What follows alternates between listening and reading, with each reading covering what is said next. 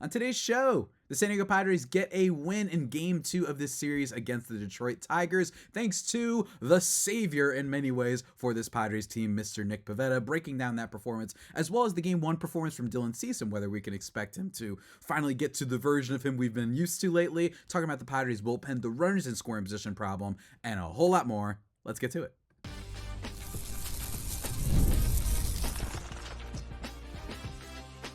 You are Locked On Padres, your daily San Diego Padres podcast. Part of the Locked On Podcast Network, your team every day.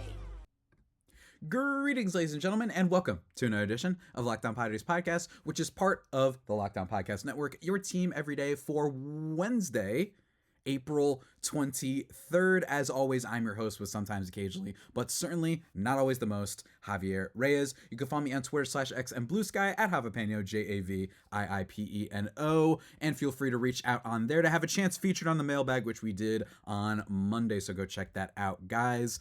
Very cool stuff. We got some games to recap. We got some notes to say. We got some stats to elaborate on, and we've got me being an idiot as always, folks. I will do one programming note. Yesterday, you guys might have seen over the past couple weeks the MLB squad shows that I tend to go on, where it's kind of like general baseball topics, and it's just kind of a host of different, locked on hosts. That isn't always going to be the episode you get Tuesday, but for me and my schedule, it sometimes works out. So just expect sometimes that may be the episode that you get on Tuesdays. Not always, but it might be. And it was this past week, or at least this week, right? So that's not something that's always permanent. Don't worry, you will be getting Padres content very, very often. And if you're not, go check out the postcast with Jim Grease. Actually, we're planning on doing a little bit more, collab. I mean, we are collabing, but we're doing it more direct. So stay tuned tomorrow. We're going to both be recapping the game live after, because it's an afternoon game, a little bit easier for me. That'll be a lot of fun, and we're just going to have a lot more promotion of each other, and it's going to be great. Jim's doing a great job, and couldn't be more grateful to have him as part of the Locked On Padres fam, which sounds weird, but it is true. So let's get into it, though. We've been spending up too much time talking about all the, the housekeeping and whatnot. Padres win this one by a score of 2-0. And here's the thing.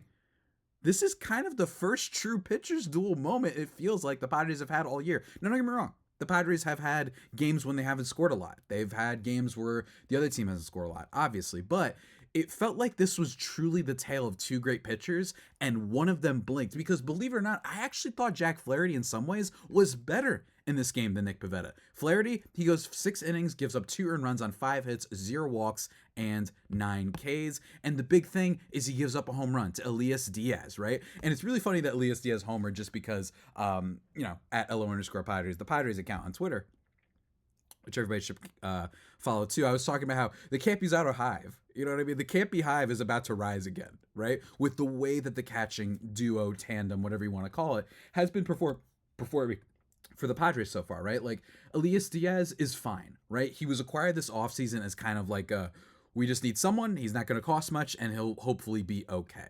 But for the most part, outside of a strong start to the beginning of the season where he was hitting a couple RBIs and whatnot, he's been pretty bad. He's slashing 184 at 311, 211 on the season.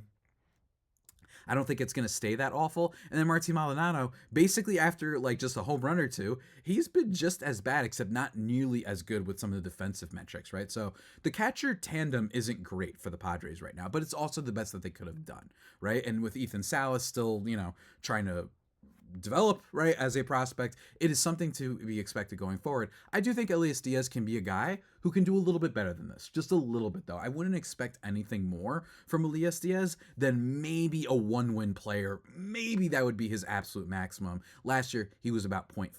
But last year, he hit 265 with a 313 on base. Year before that, 267, 316 on base. So I'm expecting him to at least get to that 85, type of WRC plus mark, which isn't great, but it's what you can expect, at least for now. And he did come through, at least in this one. The only person who really in this Padres lineup had a big moment, more or less. In fact, for both teams, no players on either team had more than 1 hit, right? Like, that's kind of insane. I actually don't think anyone got on base more than once in this entire game. So that's really nuts.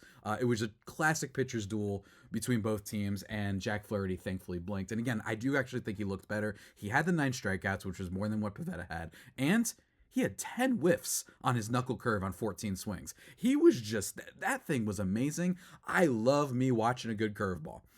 I'm talking about Flaherty a lot because he was a guy that I was really excited about for potentially the Padres acquiring either this offseason when it started looking like his price tag was going down dramatically. I think people talked themselves out of Jack Flaherty, very oddly enough, and he is a guy that I kind of wish that maybe the Padres could have gone after, but it's okay because they do have, obviously, our boy, Nick Pivetta, but Jack Flaherty, it's kind of amazing how much of a sort of nothing contract he got this offseason, considering that starting pitchers tend to go for so much these days. But he looked really good in this one. I love a good curveball. But our boy, Nick Pivetta, showing the heck up, man. In this game, he is basically lights out. 7 innings, no runs, only 2 hits, 2 walks, and 6 Ks. He looked so friggin' good, man. Like, he was producing pretty decently weak contact. And by the way, a decent Tigers lineup, right? They hit the Padres pretty well yesterday. Granted, it was Randy Vasquez, but the sweeper looked on point. He mostly was going with the fastball. It moved enough. It was reaching up there in his velo as usual. And I just love that they weren't making really hard contact with anything except the fastball a little bit, right? So it was really good to see. It was really good to see. This is a team that, with Riley Green, with Spencer Torkelson, with Kerry Carpenter, they have some decent guys on this team. And Nick Pivetta basically has only had one bad start this year, right? My bold prediction heading into this season was that Nick Pivetta would be an all-star. And as of right now, he's had 3 starts where he's gone 7 innings without giving up a run. That's pretty impressive. And the one game that he went 6 innings, he gave up 1 run, right? He's basically only had one bad start, and it was against the Cubs. And that is, it's very much like, oh, the one game we lost was to the Philadelphia Eagles, right? Like, that team's offense is absolutely stupid right now. So it's kind of understandable that he struggled a little with command, his pitches were hanging, and sometimes he can get roughed up. I expect a little bit of regression. Don't get me wrong. I don't think he's a 1.2 ERA guy. But for me, working with Ruben Niebla, he's had a huge rise in his strikeout rate over the past few years. And I just think he really is a lifesaver for this Padres team, because when you look at what's been happening lately with not only Randy Vasquez, who predictably, and we're going to talk about him in a second, had a bit of a fall off, right? Had a bit of a regression start, I should say. And then you have Kyle Hart, who looks okay against the right teams, but overall, we're just kind of hoping that guy can fill up innings. And then Yu Darvish is on the shelf, right? Without Nick Pivetta, this Padres team would be in a lot worse shape. Not to mention Brian Hoeing being injured. He was a potential guy that was going to be in potentially the back end of this rotation. Matt Waldron, while he has his issues and he had one of the greatest Jekyll and Hyde stretches last year where he wasn't giving up any more than 2 runs to start, and then he gave up 25 runs in 28 innings or something crazy like that. I forgot what the number was, but I think that with the injuries, with some of the depth issues, with the lack of pitching prospects, right, because of last year's trades at the deadline, Nick Pivetta has been a lifesaver. He really has been. And the fact that he's not been getting paid much this year is also a huge chunk of this. Absolutely love him. I still stand by my prediction, my bold prediction that he would be an all-star. He looks great. I don't really have much else to say, right? This is as good of a outcome you could have hoped for the Padres, and I do think for the most part it is legit, right? I think Pivetta is going to be pretty great all year. The only thing with him, yes, he could give up some hard contact, don't get me wrong, but what I like that I've seen this year is that all of his pitches look pretty great, right? All of his pitches look great. The extension on everything is great. He's producing a ground ball rate that's at least better than what it usually is, right? Past couple years in terms of the ground ball rate that he's had, as a starter with the Red Sox. Last year it was 33.3% or 33.4%. And in 2023, it was 36.6%. This year, it is a 38.6%, but that's in the 33rd percentile compared to previous years, right? He's doing a lot better than I think some people expected compared to other starting pitchers in baseball. So I'm not expecting anything incredible. I don't think this guy's going to win the Cy Young, but that curve, the four-seamer, and the sweeper, I think are just going to be a really pretty good combination. And I like that he's got some other pitches that he throws out there every now and then too, with the cutter and the sinker. So I love Nick Pivetta. I know that my I feel like I kind of took away from my own point there about the ground ball rate, but it is still early, and I do think that it says that he's doing better than other guys. And especially with Petco being more of a pitcher's friendly park, I'm expecting big things, and this saves the Padres pitching rotation. But speaking of the Padres pitching rotation, we got a little bit more that we got to get into, including Randy Vasquez. I believe in the opening I brought up Dylan Cease. I'll talk about him one more time too. But We're going to talk about Randy Vasquez in the first game, and then talk a little bit more about the Padres lineup and how I feel about them going forward after a little bit of a word from our sponsors. And what sponsor is that, folks? It is our friends over at the house that supplies, right? That's right, everybody. Whatever you need when it comes to skilled trades, plumbing, HVAC, electrical work, Supply House is the reliable way to order products online. Their easy-to-use website is packed with helpful resources and the latest product info to help you get the job done right. Plus, with a complete inventory of over 200,000 parts from 400 plus top brands, you'll find exactly what you need delivered fast from coast to coast. And if you need help with an order, don't worry, there ain't no robocalls here. Always a real person that they are going to help you out with expert support and industry-leading service. And for trade pros looking for an extra edge, their free Trade Master program offers exclusive perks like a dedicated phone line, free shipping, and discounts on every order. Thousands of skilled professionals already are taking advantage. Now it's your turn. Join the Trade Master program today at supplyhouse.com/TM and start ordering plumbing, HVAC, and electrical supplies with just a few clicks. Plus, use promo code SH5 for 5% off your first order. Remember, that's supplyhouse.com. Go on and check it out.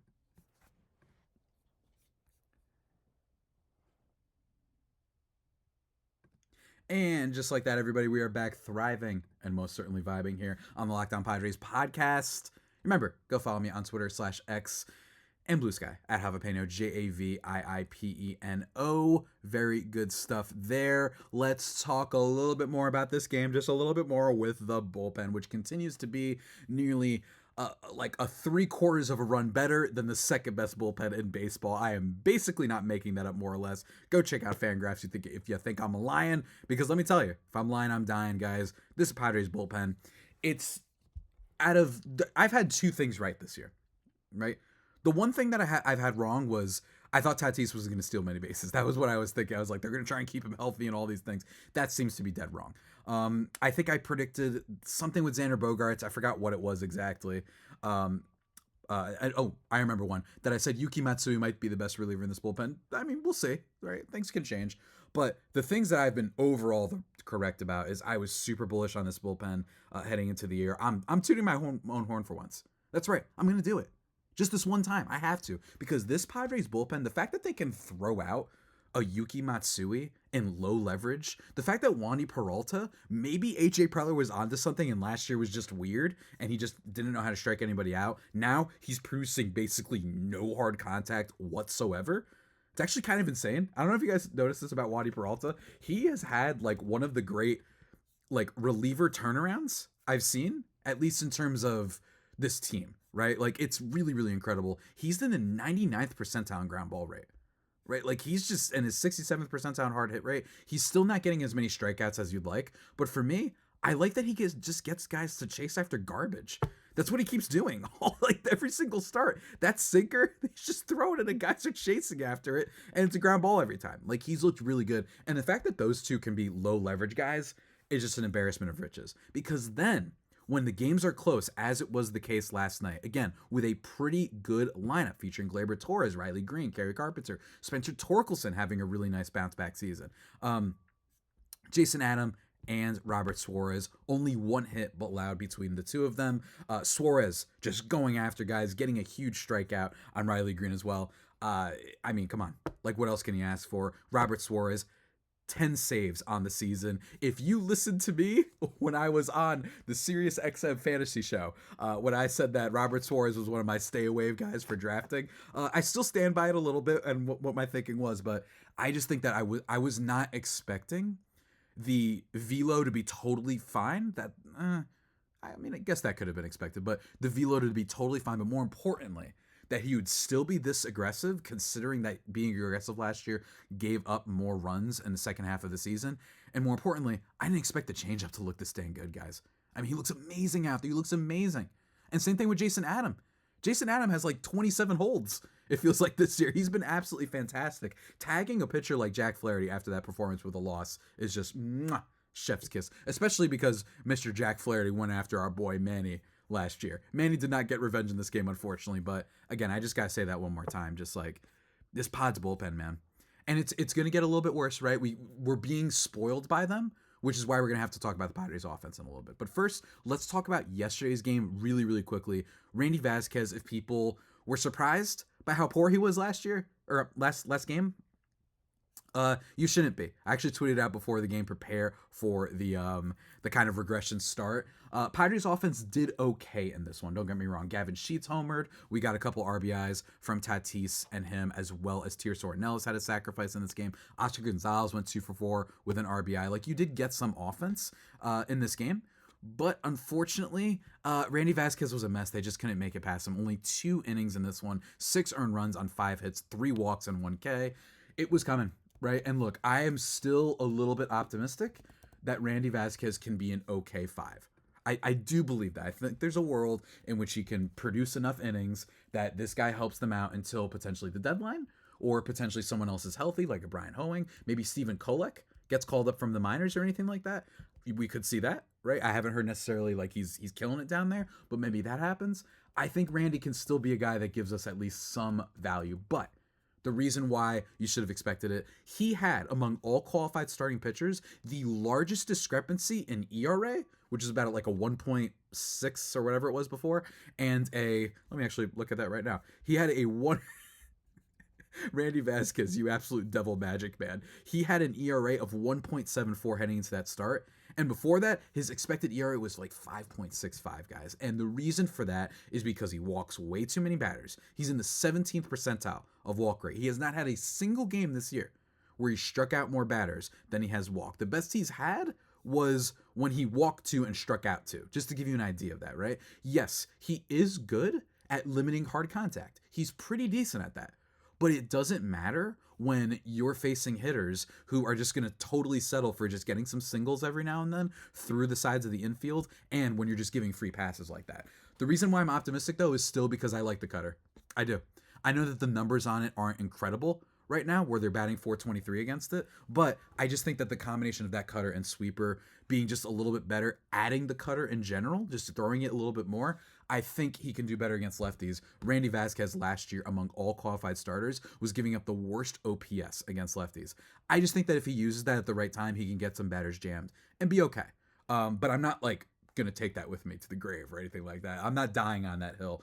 It could very well change. We're gonna see. I think that if you're a Padres fan, if you're being cynical, the thing to hope for is just, can one of Kyle Hart or Randy Vasquez be something? I don't know. I don't know if they can be something. I am hopeful that they can be number 5 in your rotation starters. And I do think that the Padres have had some good results from getting pitchers from the KBO, like with Kyle Hart. Like, that could totally happen with him. But Kyle Hart, his best thing has basically just been that he hasn't been walking anybody, right? But again, it's still early. We'll have to see a little bit more from them. Maybe they figure things out as time goes along. I will say that the sweeper from Kyle Hart, which he throws the most 30% of the time, only 143 batting average against it. The problem is that his changeup is really bad, and he's got to figure that out, right? So we'll have to see what he does with that changeup. 538 batting average right now against Kyle Hart's changeup. I will say, though, expected batting average of 266. Not great, but it does show you some of the blow-ups. Maybe he shouldn't have been getting blown up that much. So looking forward to that. And then Dylan Cease is the last thing I wanted to talk about. We talked about him on Monday a little bit.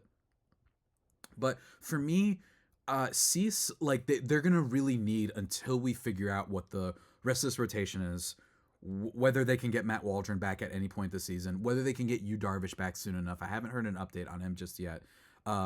They're going to need him to really perform at like an ace tier level. And given that it's its contract season, and given that I'm just not all that concerned with anything that I've seen so far. Now, if he has another really bad start, like if he gets shafted, then maybe we can talk. But to me, I'm just not seeing that much change in his movement of his pitches. The velo is still there. He's still getting strikeouts, maybe not as much as we're used to, right? He's actually in the 71st percentile in his K rate this year. Last year, he was in the 89th, right? I just haven't seen anything, right? That freaks me out. I do think that what we have seen is just that some of the pitches aren't as good. The slider has had some issue this year. Not nearly as much break as we're used to compared to other right-hand pitchers in baseball, right? So once he figures out the slider a little bit more, that's what he needs, because he's basically a 2-pitch guy, right? I understand that he has a third pitch technically with the knuckle curve, but the knuckle curve isn't something that we can fully rely on. Being all that great. And you saw throughout the starts this year that he's kind of abandoned the changeup. And as I've joked on this show before, I think that was him saying, look, man, I don't want to change anything too much. I'm a pretty good pitcher. I still think he can finish with a 3.7 ERA at worst, get a lot of innings, and get some strikeouts. I think we could be in for a supernova over the next month with him, especially now that he seems to be going back to what he's used to working, which is fastball slider, every now and then some knuckle curves, and call it a day. So hopefully that can happen. Otherwise, we will have to see, folks. We will have to see. This Padres rotation is a little bit scary, right? I don't want to say scary. Actually, that's not the right word for it.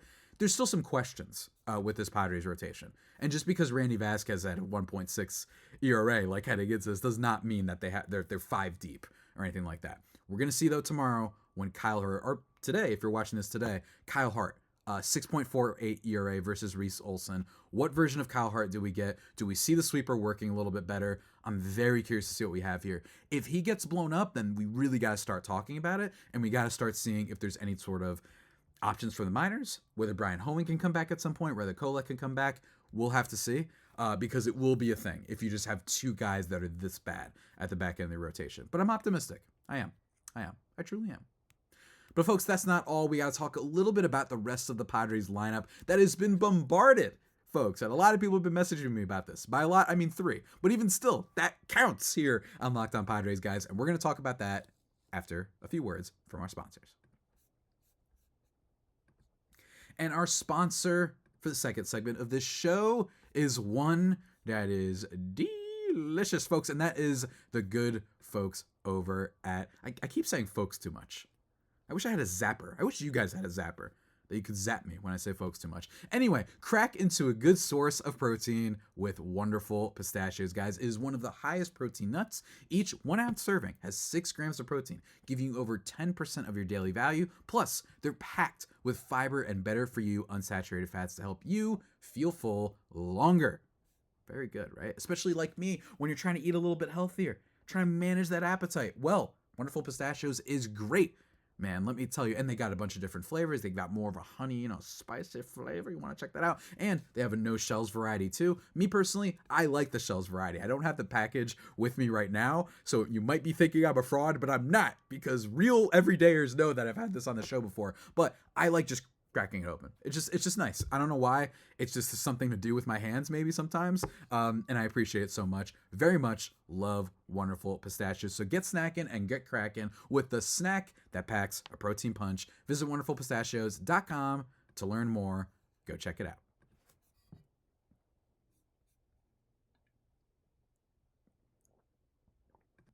And just like that, folks, we are back, thriving and vibing as always on the Locked On Padres podcast. Feel free one more time to check me out on Twitter/X at Javipeno on Blue Sky as well. JAVIIPENO.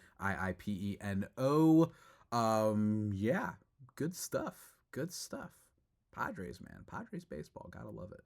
Let's talk about the Padres in terms of the runners in scoring position, because the Padres over the last 60 bats, right? They've only had like 5 hits with runners in scoring position. Right. Yeah, like 5 for 60. I don't remember the exact run. I do know that I believe it was after Tuesday's or Monday's game, they were 5 for 55. So I'm going to assume that, there wasn't many people in runners in scoring position tonight. So it's probably like 57, 56, whatever. I'm sorry that I don't have the numbers fully in front of me right now. But what I do have is that the Padres are currently hitting 244 with runners in scoring position this year. That is good for the 18th best in Major League Baseball. Now, here's the thing. It's real early, folks. It's real early. And am I concerned? Here's the thing. Last year, the Padres were obscenely good in high leverage. We talked about this all last year, right? Like, it was genuinely one of the more astounding things that I had ever seen, right? Like genuinely, right? And I think that with that, it needs to be brought up that one of the cases I had for the Padres last year was they were one of the least clutch teams in the last 25 years in Major League Baseball. And they only won 81 games, right? Like, everybody knows they were terrible. We all know, right? Everybody gets it. But That was because they did not hit with runners in scoring position. And what happened? Last year, it was the ultimate rubber band. This is just what we see in baseball. It tends to not translate year to year how well you do in high leverage situations. It doesn't mean that you go from being good to bad every year. It means that you don't go from extraordinarily bad to extraordinarily good and then you just stay at one of those two polar ends, right? Last year, the Padres were fourth with runners in scoring position with a 270 batting average, right? And if you want to go further than that, in the highest of high leverage situations, right? Meaning like the bottom of the game, like all that stuff, they were obscenely good, right? They were hitting 299 in high leverage situations, which was better than the second best team, the Dodgers, who were hitting 268. So basically now that number was a little bit inflated because you had guys like Profar, you had guys like Jackson Merrill, right? Jackson Merrill having like 5 walk-off hits or game-tying hits in the 8th inning or later. The Padres were supremely good, and it was the bounce back from 23. So here's the thing. Since they were so supremely good in 2024, then it should be expected to have at least a little bit of regression in that department. But here's the thing that you have to hope about, right? Is that the Padres have had so many people hurt. Yeah, I'm just going to, guess what? That's it. And this is a team that has a more top-heavy lineup. They're still trying to figure out some of the depth on this team. It looks like they've hit on at least one guy this year, Gavin Sheets, right? Gavin Sheets has been just a pleasant surprise, right? It looks like he figured something out, and that spring training every now and then might matter a little bit. He still whiffs. You know what I mean? He's still going to get some strikeouts, but not as much that freaks you out, right? He's not going to do it to an extent where it cancels out what he's producing at the plate. That's what I love about him, right? He is genuinely going to be the DH for this team, at least against right-handed hitters for all year. He's got a 164 WRC plus. He's not getting super lucky because he's hitting it as hard as anybody. 59.6% hard hit rate. That is the 97th percentile in Major League Baseball. Don't get me wrong, it will go down a little bit. I don't think he's going to hit 300. He doesn't get a lot of barrels, all that stuff. But could he be like a 280 hitter with a decent on base who hits maybe 19 home runs for this team, considering he's a platoon piece? Maybe not 19 home runs, but you guys get my point, right? I think he can. The problem is that the rest of the Padres lineup, those kind of depth pieces, have basically all not been there, right? Now, don't get me wrong. I'm still hopeful that someone like Jose Iglesias can be okay this year. He's got a 275 batting average. I still have some hope that he can be okay, right? Last year was a little bit of a magic season for him with the Mets. Right? Like, he did play a little bit above his head. He had the amazing vibes going his way, right? Like, he was just absolutely unbelievable last year with, the OMG song and all that stuff. He had a 130, I believe it was, a 137 WRC plus. This year, he's got a 97. I think that he's going to be kind of around that range, right? I think he could be a 100 guy. I think he'd be an average offensive player that has okay speed, plays okay defense, doesn't strike out too much. I think he could be okay. But other than that, that's where it gets weird. What are we going to get from Tirso Ornelas? I'd like to see him get some more chances because of the injury to Jason Hayward. They kind of have no choice. Oscar Gonzalez, like I said, he had a hit in last night's game, and he had 2 hits the other day. Can he be okay? I don't know. I don't know if I see enough slug there. And then you still have the issue of the catchers, which we're going to have to see if Luis Campusano gets called up because I don't know if you guys have been following this. I mentioned this last week. Luis Campusano has had some of the hardest hit stuff in all of AAA so far this year, which is it's just patently absurd. Like, it's just really funny that's what he's doing so far. Genuinely, though, in 2025, he's got a 1226 OPS in 18 games down in AAA El Paso, right? He's hitting 387, 500 on base, 726 slugging. He's been ridiculous. But I don't know if this is just what Campusano always does. But what I do think it means is we may see a change at catcher, at least in terms of Maldonado, potentially down the line if they keep performing the way they have been, which is genuinely really bad offensively to the point where, are you going to add that much defensively, or do they have to bring up someone who can hopefully hit? We'll see, right? We'll just have to see. But I think overall, this team does have a lack of depth issue. They don't have guys that once you get to the bottom of that lineup are going to drive people in. Xander Bogaerts has actually got on base at a decent rate this year. He had a single in this game. That was, yes, it was trapped by the third baseman, but it had an expected batting average of 520. So the fact that the third baseman even made the throw was a little bit unlucky for Xander. He's hitting the ball harder than usual, but he's been remarkably bad with runners in scoring position. In my opinion, that's not going to happen again. There's no way he's going to have 3 straight years where he just doesn't drive in runs. I don't see that, right? So I think Xander Bogaerts, you can expect a little bit of progression in that regard.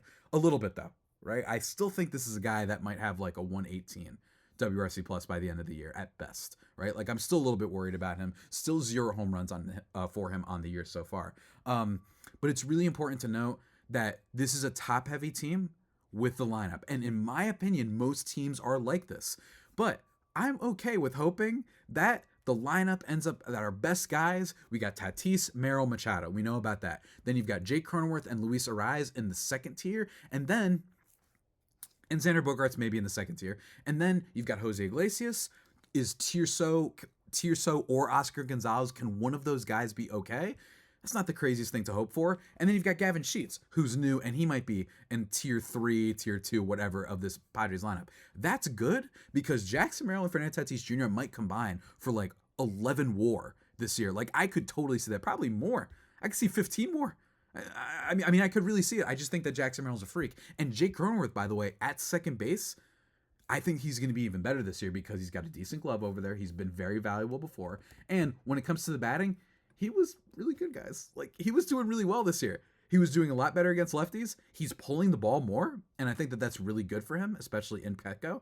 And I'm really excited about that. To give you guys an idea, though, he had a 157 WRC plus before getting hurt.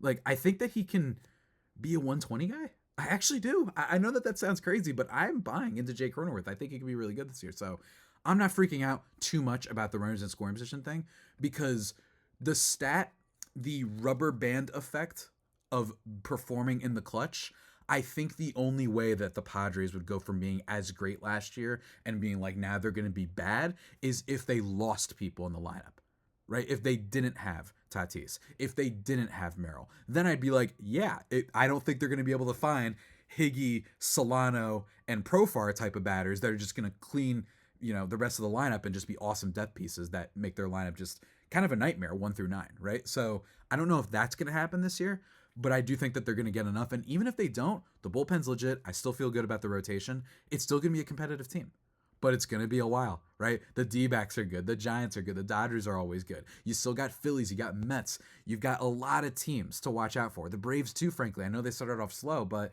it's going to be a race. So we're not really going to know or feel comfortable about this Padres team in terms of making the playoffs basically all year, right? And that is something that not every team can say. The D-backs can say it. The Giants can say it, although I don't know if Giants fans were expecting to make the playoffs this year. But whatever happens, I'm really excited about this team. Let me tell you, though, losing out on Jung-Ho Lee, that guy, oh, man, he's good. Yeah, but the Giants overpaid, and they overpaid in a good way, though. Like, they paid more for what other teams were probably willing to pay, and it was correct, I think, because they had some money to spend. So congrats to them. I feel okay, though. I feel okay. I just think that they're in a really bad dry spell right now. But I think Oscar, Tirso, they'll figure someone out there.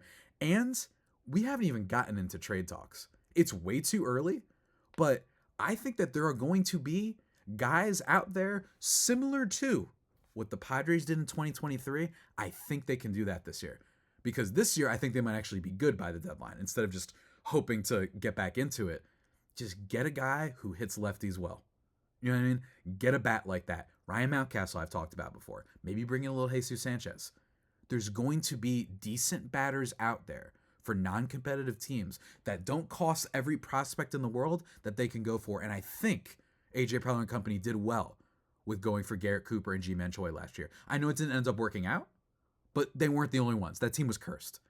I think if you could get players like that, I think that adds another dimension and basically makes the DH spot a whole lot better. I'm optimistic. I'm optimistic that they can find the depth. But until then, yeah, it's going to be a little bit of Fernando Tatis Jr. and Manny Machado versus the world until we got our guys Merrill, Arraez, and Jay Cronenworth back, and we figure out the DH spot. Maybe we bring up Eggy Rosario to replace Yuli Gurriel, make sure he never gets at bats again. Maybe he goes into DH spot. That's my idea. We'll see. But until then, everybody, chill out because we're still looking good, folks. The vibes, the good times, they are still rolling. And with that all being said, guys, that about does it for today's edition of the Locked On Padres podcast, the only pod that may be better than the Padres themselves. Stay tuned tomorrow. Look up YouTube. Set your reminders. Set your notification alarm bell when I go live with Jim Grease for the postcast. We're going to kind of start doing that. Sometimes I'll be on those. Sometimes I won't be. Just instant reactions, whether or not they win this series. Really excited to see Kyle Hart tomorrow as well. And then Thursday, we're going to be talking about the game and more of a full recap. Maybe talk a little bit about early trade targets just for fun. Why not? Yeah, let's do it. Why not? That could be fun. And then Friday, we're going to be doing a crossover with Ulysses Sombrano and Kevin Weiss of Locked On Rays to preview the weekend series. But until that next time, stay safe and, of course, stay faithful. My Friday Faithful homies, take care.